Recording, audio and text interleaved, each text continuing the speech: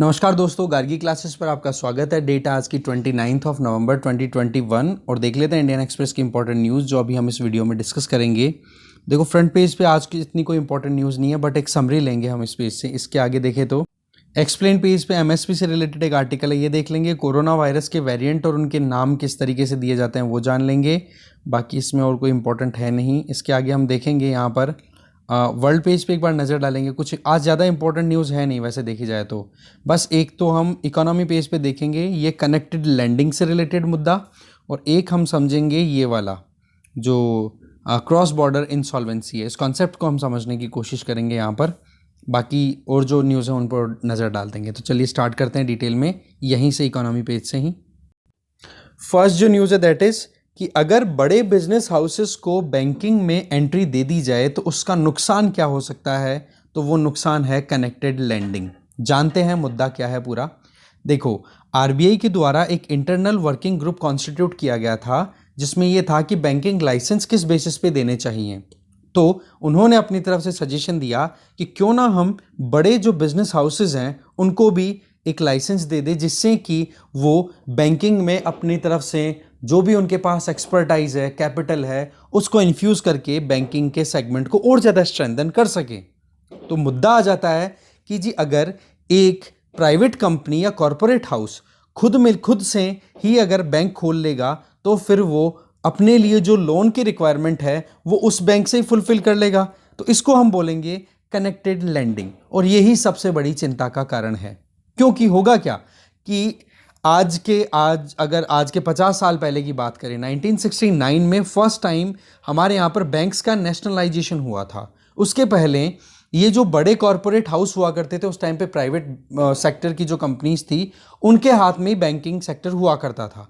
तो वो क्या करते थे कि जब भी लोन देना होता था वो खुद को ही या खुद की एक दो कंपनियों को लोन दिया करते थे, और इसकी वजह से नुकसान ये था कि उनके ऊपर रेगुलेशन नहीं था प्रॉपर। साथ में लोग जो हैं उनके बैंक में पैसा इन्वेस्ट करते और वो पैसा वो बैंक अपनी ही कंपनी को लोन दे दिया करते थे। तो इस वजह से ना तो ये प्रॉब्लम सॉर्ट आउट हो पाती थी कि जी भाई पैसा जा कहाँ रहा है, दूसरा एक तरीके से ये बैंकिंग का गलत तरीके से एक्सप्लॉइटेशन होना शुरू हो गया था। और यही मुद्दा अभी कंसर्निंग है कि अगर ये कनेक्टेड लैंडिंग चलती रही तो ये चीज़ तो बहुत ज़्यादा मुश्किलें पैदा कर देगा। क्योंकि ऑलरेडी अगर देखा जाए तो जो नॉन परफॉर्मिंग एसेट्स है ना हमारे यहाँ पर, उनमें सबसे ज़्यादा इन बड़ी बड़े बिजनेस हाउसेस के नेम्स ही आते हैं। ठीक है, तो इस केस में अगर बैंक भी इनका हो गया, बैंक से लोन लेने वाले भी यही हो गए, तो इस केस में क्या ये बैंक जो होगा वो ये बताएगा कि भाई कौन सी बर्बाद कंपनी है हमारी जिसको हमने ये लोन दे दिया, हमने क्रेडिट दे दिया है। तो वो कोई नहीं बताने वाले हैं, और उसकी वजह से नुकसान लॉन्ग टर्म में बहुत भारी हो सकता है। तो यही सबसे बड़ा मुद्दा है। इसी चीज को हम बोलेंगे कनेक्टेड लैंडिंग। ठीक है, इसकी डेफिनेशन आप अच्छे से समझ सकते हो। कनेक्टेड लैंडिंग का मतलब हो गया कि भाई ऑनर जो है बैंक का वो लोन खुद ही खुद को दे देगा, या अपने रिश्तेदारों को या अपने एक ग्रुप की किसी कंपनी को दे देगा। तो कॉन्फ्लिक्ट ऑफ इंटरेस्ट आ गया सीधा सीधा। इन्हीं चीजों को तो रोकने के लिए काम किया जा रहा है। अभी आईसीआईसीआई की फॉर्मर चेयरमैन चंदा कोचर के अगेंस्ट में जो लॉ सूट चल रहा है वो क्यों चल रहा है भाई? इसीलिए तो चल रहा है ना, क्योंकि उन्होंने अपने पति से एसोसिएटेड एक कंपनी को ही लोन दिया था, तभी तो मुद्दा आ गया। तो ये तो आप इसका मतलब लीगल कर रहे हो एक तरीके से। ये सबसे बड़ा चैलेंज है। ठीक है, ऐसे में आदित्य बिरला ग्रुप है ना, इसके अलावा अनिल अंबानी रिलायंस है ना, और बजाज ग्रुप, इन्होंने इंटरेस्ट शो किया था 2013-14 में, पर आरबीआई ने बिल्कुल मना कर दिया। ठीक है, इसके अलावा आप देख सकते हो कि क्या ये इंडस्ट्रियल ग्रुप्स हैं वो बैंकों में क्या इन्वेस्ट भी नहीं कर सकते? तो इसका आंसर है इन्वेस्ट कर सकते हैं बैंकिंग में, पर 10% से ज़्यादा स्टेक्स नहीं हो सकते उस बैंक में किसी भी प्राइवेट एंटिटी के, किसी भी इंडस्ट्रियल हाउस के। ठीक है, क्योंकि 10% से ज़्यादा अगर होने लग गए तो ये क्या करेंगे, डिसीजन मेकिंग में कंट्रोलिंग अपनी एक्सरसाइज करनी शुरू कर देंगे, और फिर वही बात होगी डायरेक्टली इनडायरेक्टली इंडस्ट्रियल ग्रुप की ही पकड़ बन गई उस बैंक पे। तो आरबीआई को ये डर है कि मोनोपोली स्टैब्लिश हो जाएगी तो दूसरे जो ऑप्शंस हैं वो एक्सप्लोर होना मुश्किल हो जाएंगे। मान लो यहाँ पर बैंक खोल दिया XYZ किसी बिजनेस हाउस ने, तो वो लोन ज़्यादा किसको देगा जी? उस XYZ बिजनेस हाउस से एसोसिएटेड किसी कंपनी को। दूसरी कोई कंपनी उस XYZ के पास में जाकर के लेना चाहेगी लोन, तो उसको मना कर देंगे, नहीं भाई हमारे पास में लोन नहीं है। ठीक है ना, तो ये मुश्किलें हो सकती हैं इकोनॉमी के लिए, इसी वजह से आरबीआई ने अपनी तरफ से जो इंटरनल वर्किंग ग्रुप की रिकमेंडेशन थी ये इसको नहीं माना। आगे चलते हैं। नेक्स्ट जो न्यूज़ है वो भी इकोनॉमी पेज से ही है, वो ये है कि क्रॉस बॉर्डर इंसॉल्वेंसी को लेकर के यूनाइटेड नेशन का जो मॉडल है उसमें देखो ऑटोमेटिक रिकॉग्निशन की बात की जाती है, तो उसी के ऊपर अभी थोड़ा हमारे इंडिया में भी बातचीत शुरू हो गई है। जानते हैं मुद्दा क्या है, देखो कंटेक्स्ट देखते हैं। कॉर्पोरेट अफेयर मिनिस्ट्री ने अभी एक ड्राफ्ट फ्रेमवर्क रिलीज किया है, पब्लिश किया है। ड्राफ्ट का मतलब कि भाई हम ये चाहते हैं कि कैसे भी करके क्रॉस बॉर्डर जो इंसॉल्वेंसी है उसको हम कैसे टैकल करें, तो उसके लिए ड्राफ्ट मतलब एक डॉक्यूमेंट रिलीज किया है और पब्लिक कमेंट मांगे हैं पब्लिक डोमेन में। अब वो कमेंट आएंगे, उसके हिसाब से फिर फाइनल फ्रेमवर्क तैयार होगा। अच्छा, मुद्दा क्या है क्रॉस बॉर्डर इंसॉल्वेंसी का। इंसॉल्वेंसी का मतलब आपको पता ही है कि मान लो कोई कंपनी ने उधार लिया और वो कंपनी टाइम पर इंटरेस्ट और प्रिंसिपल रिटर्न करने में सक्सेसफुल नहीं हो पा रही है, फेल हो रही है, तो इसका मतलब उस कंपनी को इंसॉल्वेंट कंसिडर किया जाएगा।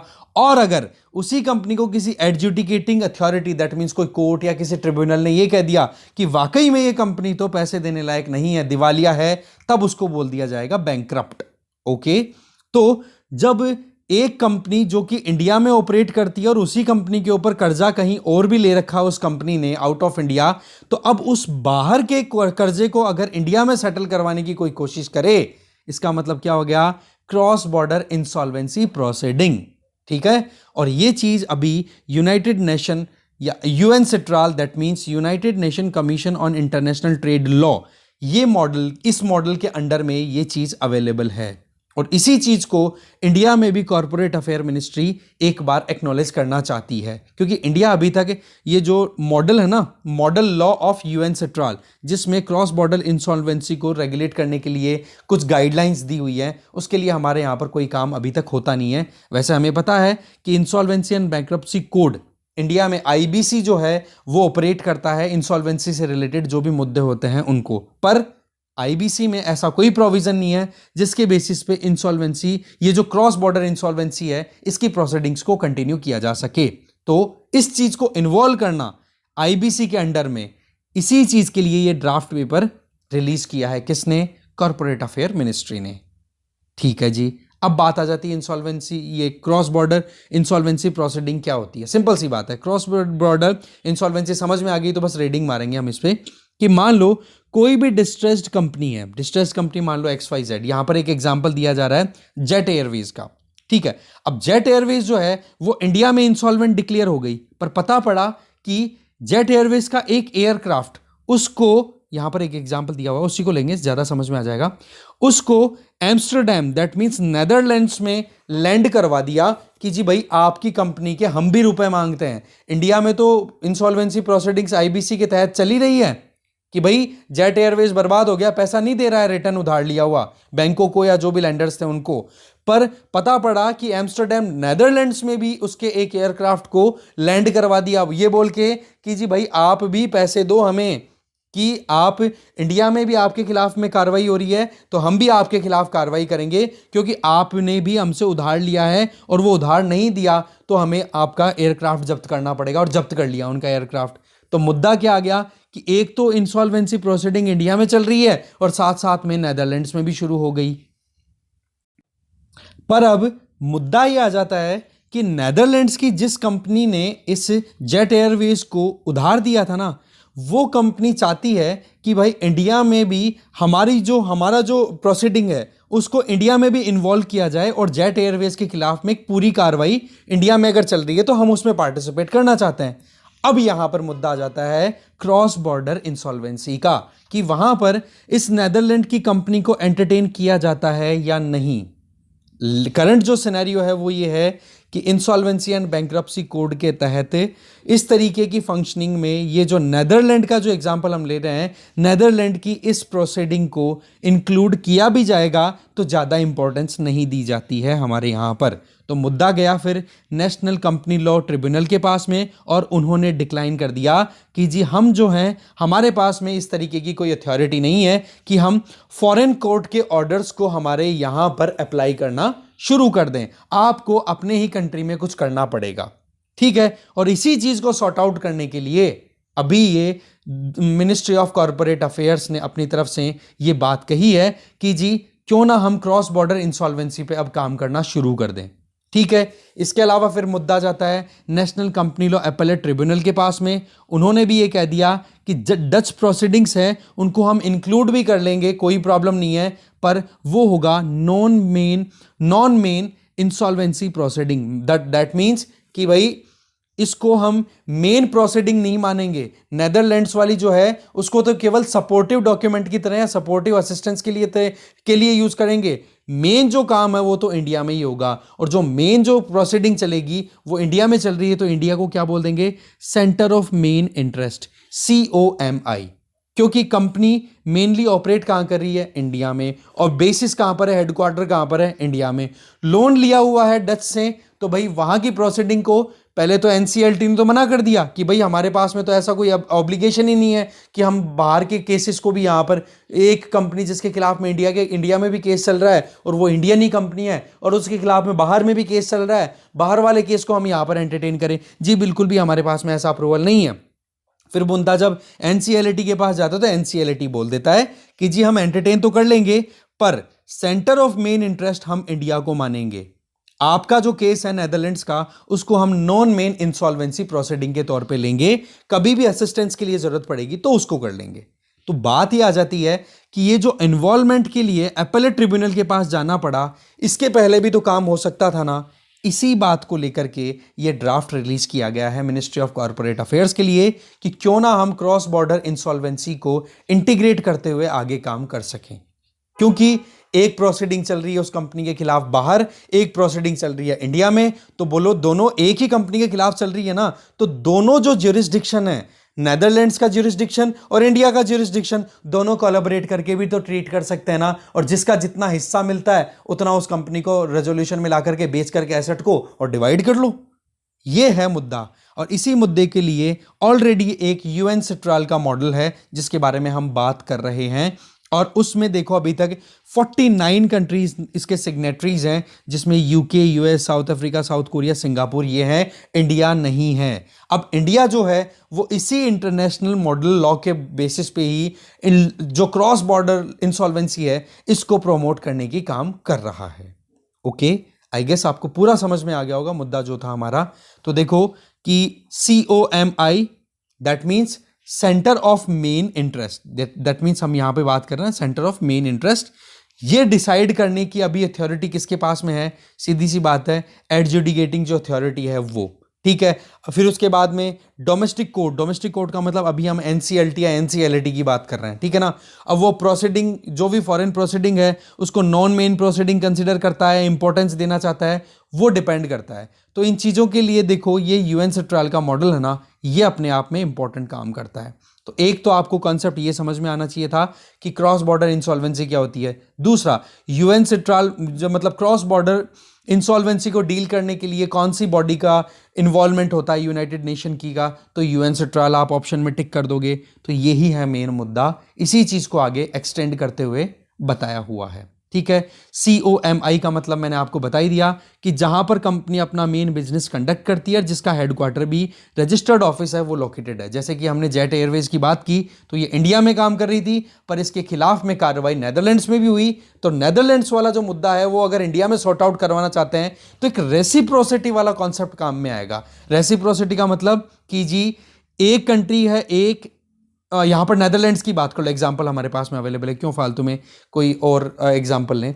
नेदरलैंड्स एक तरफ है, इंडिया एक तरफ है, तो इंडिया की किसी कंपनी के खिलाफ नेदरलैंड्स में कार्रवाई हो रही है तो इंडिया नेदरलैंड्स को कोऑपरेट करे, और नेदरलैंड्स की किसी कंपनी के खिलाफ इंडिया में कार्रवाई चल रही है तो नेदरलैंड्स इंडिया को कोऑपरेट करे। ऐसे मिलकर के इंटरनेशनली जितनी भी फॉर्म्स है, क्योंकि देखो MNCs आजकल मल्टीनेशनल कॉरपोरेशंस अलग अलग कंट्रीज में ऑपरेट करती हैं, तो उनको टैकल करने के लिए अलग अलग ज्यूरिसडिक्शन को साथ में भी आना पड़ेगा, और यही है मेन मुद्दा सारा। चलते हैं आगे। खैर एक चीज और मुद्दा इसमें थोड़ा सा है कि ये जो इंसॉल्वेंसी प्रोसीडिंग्स है वो प्री पैकेज्ड इंसॉल्वेंसी रेजोल्यूशन के अंडर में जो ऑलरेडी चल रही है ना कंपनियां, उनको इनमें कवर नहीं किया जाएगा। Pre packaged insolvency resolution process कौन सा था कि जी पता पड़ गया कि कंपनी बर्बाद हो गई है, कंपनी का मैनेजमेंट है वो ये कह रहा है कि जी ठीक है हम मैनेजमेंट छोड़ने के लिए तैयार हैं, या कोई प्लान बी अगर बैंक हमें अवेल कराते हैं तो उस पर हम काम करने के लिए तैयार हैं। That means already resolution process में अंडर में चल रहे हैं, तो उन कंपनीज के लिए तो देखो एंटरटेन किया जाएगा नहीं। ये जो रिपोर्ट रिलीज है या फिर ये जो ड्राफ्ट अभी आया है मार्केट में पब्लिक में, ठीक है, कॉर्पोरेट अफेयर मिनिस्ट्री के द्वारा जो रिलीज किया है, ठीक है, तो जो ऑलरेडी अंडर प्रोसीडिंग है ना उन कंपनियों का तो नहीं होगा। बाकी हाँ नए जो केसेस बनेंगे, नई जो इंसॉल्वेंसी के लिए केसेस बनेंगे उनको इसमें कवर किया जाएगा।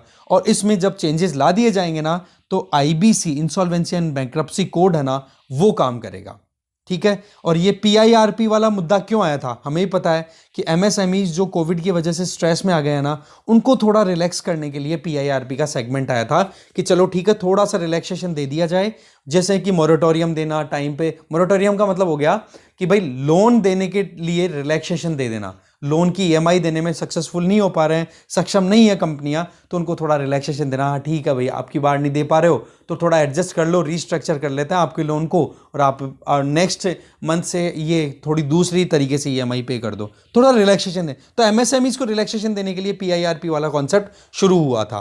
पर बड़ी कंपनियां जो कि इंटरनेशनली ऑपरेट करती हैं उनके लिए ये क्रॉस बॉर्डर इंसॉल्वेंसी का काम करना अपने आप में बहुत इंपॉर्टेंट हो जाता है और उसी पे काम किया जा रहा है। तो कॉन्सेप्ट था ये। आगे चलते हैं, फिर हम आगे एक्सप्लेन पेज पे यहां पर है कि देखो एमएसपी रिक्वायरमेंट्स को अगर गवर्नमेंट मीट आउट करती है तो इसका क्या मतलब होगा। वैसे तो आपको पता ही है कि एमएसपी का मुद्दा हम डिटेल में देख चुके हैं कि जी अभी 3 फार्म लॉज को लेकर के पंजाब हरियाणा वेस्टर्न यूपी के फार्मर्स रोड पे थे और रोड पर हैं अभी भी, तो उनकी डिमांड के बेसिस पे अभी विड्रॉ किया, आज इंट्रोड्यूस कर दिया गया है तीनों एग्रीकल्चरल रिफॉर्म लॉज को विड्रॉ करने के लिए। पर फार्मर्स का ये कहना है कि एमएसपी को लीगलाइज करो, क्योंकि अभी क्या है एमएसपी सरकार डिक्लेयर तो कर देती है पर एक अधिकार के तौर पे किसान जो है वो सरकार पे दबाव नहीं बना पाते कि जी आपको ये एमएसपी पे खरीदना ही पड़ेगा। तो इस केस में क्या है, किसान ये चाहते हैं कि लीगल बैकिंग मिले, एक कानून बन जाए जिसमें कि एमएसपी को एक लीगल राइट बना दिया जाए, जिसमें अगर सरकार डिमांड को पूरा ना करे तो वो अपनी ज़रूरतों को पूरा कराने के लिए कोर्ट में पहुंच जाए। तो वैसे आपको पता ही है कि सेंट्रल गवर्नमेंट एमएसपी तो 23 क्रॉप्स के लिए देती है, जिसमें 7 तो सीरियल्स हैं, नाम आप देख सकते हो, 5 पल्सेज हैं, 7 ऑयल सीड्स हैं, ठीक है, और 4 कॉमर्शियल क्रॉप्स हैं। इसमें एमएसपी की टेक्निकली अगर बात करें तो इसका मतलब तो ये हो गया कि जितनी भी लागत आती है ना उस लागत से 50% एक्स्ट्रा उनको पैसा मिले, जिससे कि 50% उनको बेनिफिट हो सके किसानों को। मान लो लागत जो है जिसको हमने C2 बोला था, C2 लागत में क्या क्या चीज़ें आ गई थी, जैसे उधार लिया है कोई पैसा उसका ब्याज कितना जा रहा है, एग्रीकल्चर लेबर में जो फैमिली लेबर लगा है जिसका पैसा वो नहीं कमा रहे हैं वो आ गया, और तीसरी चीज़ इनपुट कॉस्ट, बीज लाना, पानी की व्यवस्था करना, बिजली का बिल आना, वो सारी चीज़ें ये सब मिला देते हैं तो इसको C2 कॉस्टिंग बोल देते हैं। और प्लस में 50% और अगर हो जाए तो वो हो जाएगी MSP, ठीक है, मिनिमम सपोर्ट प्राइस। तो लागत का 1.5 गुना अगर आ जाए, इन एक तरीके से वो हो जाए ना, सेल हो जाए प्रोडक्ट, लागत के 1.5 गुना दाम में अगर सेल हो जाए तो उसको हम एमएसपी बोल रहे हैं अभी करंटली, ठीक है। तो ये लीगली या टेक्निकली तो ये चीज है, लीगली नहीं बोलेंगे, टेक्निकली तो ये चीज है कि जितनी लागत होती है उसका 1.5 गुना तक पैसा आ जाता है कोई भी एग्रीकल्चर प्रोड्यूस को बेचने के बाद में। बट रियल सेंस में देखा जाए तो फार्मर्स को इसका फायदा नहीं मिल पा रहा है, ठीक है, क्योंकि जितना भी ऑफिशियली एमएसपी डिक्लेयर की जाती है उससे बहुत कम भाव के अंदर मार्केट में एग्रीकल्चर प्रोड्यूस बिकता है। और यही चीज़ है मेन कि किसान जो है वो लीगल बैकिंग चाह रहे हैं कि एक इसको मैटर ऑफ राइट बनाओ, लीगल राइट कंसिडर करवाओ, ठीक है, इसी चीज़ के लिए। अब सवाल यह है कि एमएसपी का मुद्दा है, इसको कैसे इंप्लीमेंट किया जा सकता है। तो 3 तरीके यहाँ पर बताए जा रहे हैं। पहला तरीका कि प्राइवेट ट्रेडर्स को आप फोर्स करो कि भाई एमएसपी है ना जो डिक्लेयर कर दी सरकार ने, उसके नीचे 1 रुपया में भी आप नहीं खरीदोगे, किसानों को एमएसपी पूरी मिलनी चाहिए। आप जैसे कि शुगर केन का एग्जांपल आपको पता होगा, इसमें क्या होता है, शुगर मिल जो ऑनर्स हैं उनको फार्मर्स को फेयर एंड रिम्यूनरेटिव प्राइस देनी होती है शुगर केन के लिए, जो कि कई स्टेट्स के अंदर एडवाइज्ड प्राइस बोली जाती है कि हाँ जी स्टेट गवर्नमेंट ने बोल दिया कि इतना टन आप अगर शुगर केन खरीद रहे हो तो इतना रुपया आपको देना पड़ेगा, और वो देना ही पड़ता है। और बेसिकली ये ऑर्डर जो है वो है sugar cane control order of 1966, जो कि असेंशियल कमोडिटीज एक्ट के अंडर में है। ठीक है, तो शुगर केन में जिस तरीके से प्राइवेट कंपनी के मालिक को यह कह दिया कि शुगर केन जितना भी आप ले रहे हो उतना आपको पैसा देना पड़ेगा, जो एमएसपी डिक्लेयर कर दी, और 14 दिन के अंदर अंदर देना पड़ेगा। तो इसी तरीके का कुछ राइट चाहते हैं यहां पर किसान और दूसरी कमोडिटीज के लिए। पहला तरीका हो गया ये। दूसरा तरीका ये कि गवर्नमेंट है वो प्रोक्योर कर सकती है एमएसपी के बेसिस पे, जैसे फूड कॉर्पोरेशन ऑफ इंडिया, ये गवर्नमेंट की एजेंसी है। National agriculture cooperative marketing federation of India, NAFED, ये भी गवर्नमेंट ऑफ इंडिया की एंटिटी है। इसी तरीके से कॉटन कॉर्पोरेशन ऑफ इंडिया, ये भी गवर्नमेंट ऑफ इंडिया की एंटिटी है। तो बोले इनका यूज करते हुए सरकार खुद प्रोक्योर कर ले एमएसपी के भाव पे।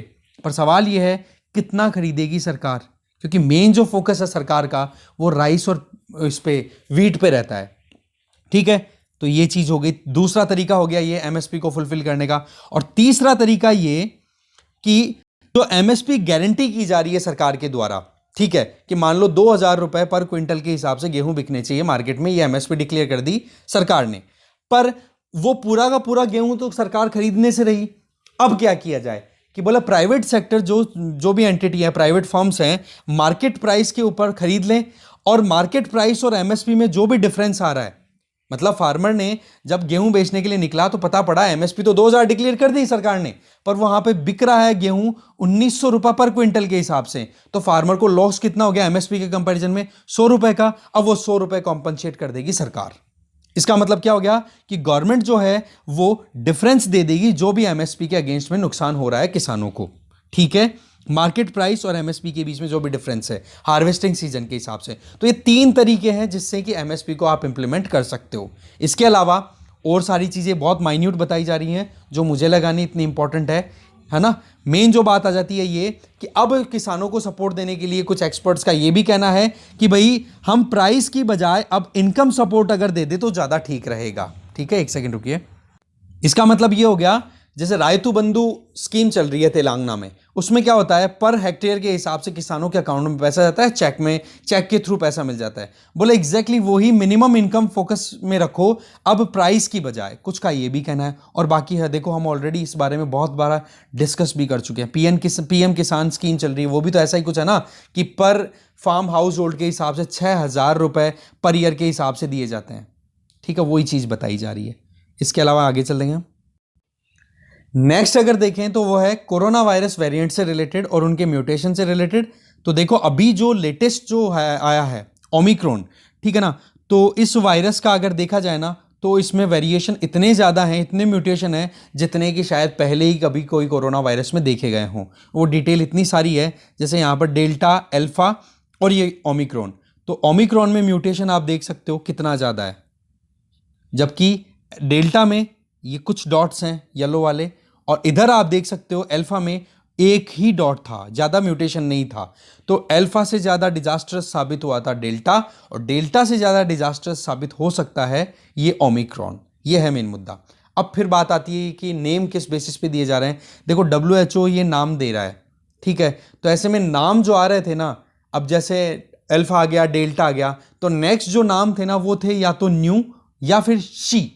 2 वर्ड आ रहे थे ग्रीक अल्फाबेट में, पर न्यू इसलिए नहीं दिया कि न्यू का मतलब तो बोलने में NEW न्यू वाला हो जाएगा, तो बोले ये तो एकदम कॉमन हो जाएगा। शी इसलिए नहीं दिया कि शी जिनपिंग जो कि प्रेसिडेंट है चाइना में, ये सर नेम की तरह यूज करते हैं शी नेम को, तो बोले ये कल्चरल इश्यू बन जाएगा। तो ऐसे में ऑप्शन बच गया, नेक्स्ट जो अल्फाबेट था वो था ओमिक्रॉन, और इस बेसिस पे ये जो नया वेरिएंट आ गया इसका नाम दे दिया ओमिक्रॉन। ओके, इसके अलावा आप देख सकते हो ये ग्रीक अल्फाबेट्स को यूज किया जा रहा है। ओके, मेन जो चीज़ें थी वो हमने देख ली हैं। और ये नाम क्यों दिए जाते हैं? क्योंकि अगर साइंटिफिक डेजिग्नेशन वाले नाम देना शुरू करें ना, तो ये ओमिक्रॉन का डेजिग्नेशन क्या है, B.1.1.529। अब ये याद कौन करेगा, बोलने में इतना मुश्किल है, तो इसलिए इसको एक कोडिंग देना। फिर बाद में एक बार शुरुआत ये भी हुई थी, UK वेरिएंट, इंडियन ये variant, south African variant, Brazilian variant, ऐसे तो कई वेरिएंट निकल के आ गए थे। बोला ऐसे भी काम नहीं चलेगा, तो बोला फिर बाद में अल्टीमेटली ये डिसाइड किया कि हम ग्रीक अल्फ़ाबेट के जो लेटर्स हैं वो यूज़ करेंगे, और वही अभी चल रहा है। ओके, आगे चलते हैं। देखो नेक्स्ट जो न्यूज़ है वो है कि अभी फ्रेमवर्क एग्रीमेंट जो नागा पीस अकॉर्ड के लिए चल रहा है उस पर कोई भी ब्रेक थ्रू नहीं मिल रहा है। उसके पीछे वजह क्या है? देखो, जब से जम्मू कश्मीर का स्पेशल स्टेटस रिवॉक किया गया है, आर्टिकल 370 को जब से हमने एब्रोगेट किया है या फिर इनफेक्टिव बनाया है, तब से अब हमारे देश में एक चल रहा है कि एक देश एक निशान एक विधान, ठीक है, one country one law one flag. अब इस केस में नागा पीस प्रोसेस की बात करें तो नागालैंड का जो ये सेपरेटिस्ट ग्रुप है जिसका नाम है national socialist council of Nagaland, इसक मुइवा, ये लीडर्स के नेम है। तो ये कहते हैं कि हम एक अलग से कॉन्स्टिट्यूशन और अलग से फ्लैग बनाना चाहते हैं। तो जब आपने जम्मू कश्मीर का स्पेशल स्टेटस ही रिवोक कर लिया, जहां पर अलग से फ्लैग और अलग से कॉन्स्टिट्यूशन था, तो अब क्या सरकार इस चीज को मानेगी? तो यही मेन बोन ऑफ कंटेंशन बन रही है, यही मेन मुद्दा है जहां पर अभी नागालैंड में पीस प्रोसेस या पीस अकॉर्ड साइन प्रॉपरली नहीं हो पा रहा है। ठीक है, वैसे तो नागालैंड में इंटरलॉक्यूटर के तौर पे RN रवि को अपॉइंट किया गया था, फिर उसके बाद में मिश्रा जी करके कोई थे, अमित मिश्रा समथिंग, कुछ मुझे नाम याद नहीं आ रहा है ना, मिश्रा जी करके वहां पर अभी इंटरलॉक्यूटर के तौर पे अपॉइंट हुए हैं कि कैसे भी करके ये फ्रेमवर्क एग्रीमेंट साइन हो जाए गवर्नमेंट ऑफ इंडिया और NSCN IM के बीच में। पर अभी तक कोई ब्रेक थ्रू नहीं मिल रहा है क्योंकि मुद्दा वहीं आके फंस रहा है जो मैंने आपको बता दिया।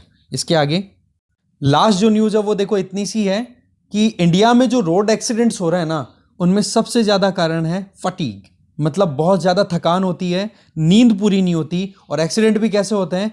रियर एंड कॉलिजन, मतलब आगे कोई व्हीकल चल रहा है और पीछे से आकर किसी ने ठोक दी, इस तरीके के एक्सीडेंट्स ज़्यादा हो रहे हैं। तो इसमें नींद आ जाती है, थकान ज़्यादा रहती है, ये है मेन वजह। ठीक है, यही चीज़ बताई जा रही है। तो रोड एक्सीडेंट से रिलेटेड ये भी हो गया। डिस्ट्रेस बहुत ज़्यादा है हमारे यहाँ पर, हम डेवलपिंग कंट्री है इसलिए थोड़ा सा देखो स्ट्रेस तो रहता ही है हर एक फील्ड में, हर एक जगह पे। बहुत ही कम फैमिलीज है जहाँ पर आपको शांति मिलेगी, जहाँ पर पैसा भी अच्छा खासा है, ज़िंदगी भी वो स्मूथ की जीते हैं, बैलेंस लाइफ जीने की उनकी आदत हो चुकी है। बहुत कम फैमिलीज है ऐसी, है ना। इंडिया में USA भी रहता है, UK भी रहता है, कीनिया भी रहता है, बोत्सवाना भी रहता है, और इंडिया में इंडिया भी रहता है इकोनॉमिकली देखा जाए तो। ठीक है, चलिए डिस्कशन में जो भी था हमने मेन चीज़ें देख ली हैं। Thank you very much for watching this video.